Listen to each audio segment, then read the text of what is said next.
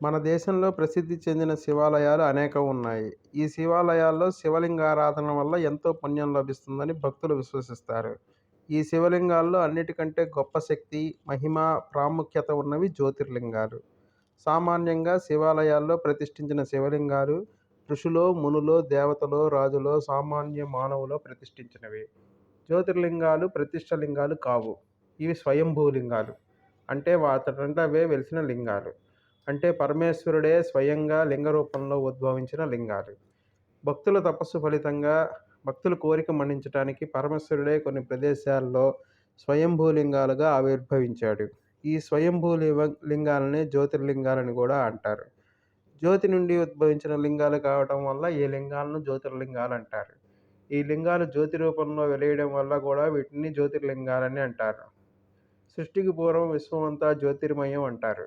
ఈ జ్యోతి నుండి ఈ జ్యోతిర్లింగాలు ఆవిర్భవించాయని, సూర్యుడు 12 నెలల్లో 12 విధాలుగా అగుపడినట్లే జ్యోతి శక్తి 12 ప్రదేశాల్లో 12 రూపాలుగా జ్యోతిర్లింగాలుగా ఆవిర్భవించినాయనేది అభిప్రాయం ఉంది.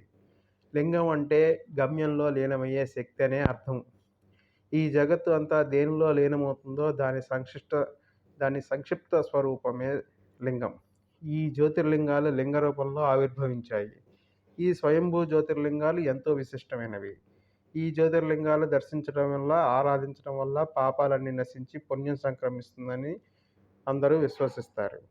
ఈ 12 జ్యోతిర్లింగాలు ఎక్కడెక్కడ ఉన్నాయో, అవి ఎట్లా ఆవిర్భవించాయో, వాటిని పూజించటం వల్ల ఫలితాలేమిటో శివపురాణంలో వివరించడం జరిగింది. ఈ 12 జ్యోతిర్లింగాలు ఈ కింది సూచించిన రాష్ట్రాల్లో ఉన్నాయి. సోమనాథ జ్యోతిర్లింగం గుజరాత్, మల్లికార్జున జ్యోతిర్లింగం ఆంధ్రప్రదేశ్, ఉజ్జయిని మహంకాళేశ్వర జ్యోతిర్లింగం మధ్యప్రదేశ్, ఓంకారేశ్వర జ్యోతిర్లింగం మధ్యప్రదేశ్, కేదార్నాథేశ్వర జ్యోతిర్లింగం ఉత్తరాంచల్, భీమశంకర జ్యోతిర్లింగం మహారాష్ట్ర, వారణాసి విశ్వేశ్వర జ్యోతిర్లింగం ఉత్తరప్రదేశ్, త్రయంబకేశ్వర జ్యోతిర్లింగం మహారాష్ట్ర, వైద్యనాథేశ్వర జ్యోతిర్లింగం మహారాష్ట్ర, నాగేశ్వర జ్యోతిర్లింగం గుజరాత్, రామేశ్వర జ్యోతిర్లింగం తమిళనాడు, కృష్ణేశ్వర జ్యోతిర్లింగం మహారాష్ట్ర. ఈ 12 జ్యోతిర్లింగాలు దేశంలోని నలుమూలలా ఉన్నాయి. ఆది శంకరాచార్యుల వారు శంకర మఠాలను దేశం 4 మూలల్లో దేశ సమైక్యతను సూచించే విధంగా నెలకొల్పినట్లు తెలుస్తుంది.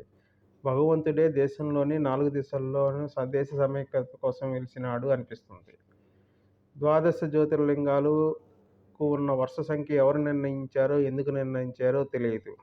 సోమనాథ్ జ్యోతిర్లింగం మొదటిదని, రెండవది మల్లికార్జున జ్యోతిర్లింగం అని, ఇలా అన్ని పురాణాల్లో ఒకే రకంగా ఉన్నాయి. అన్ని కాలాల్లో ఈ వరుస సంఖ్య మారకపోవటం ఆశ్చర్యాన్ని కలిగించే విషయం. Thank you.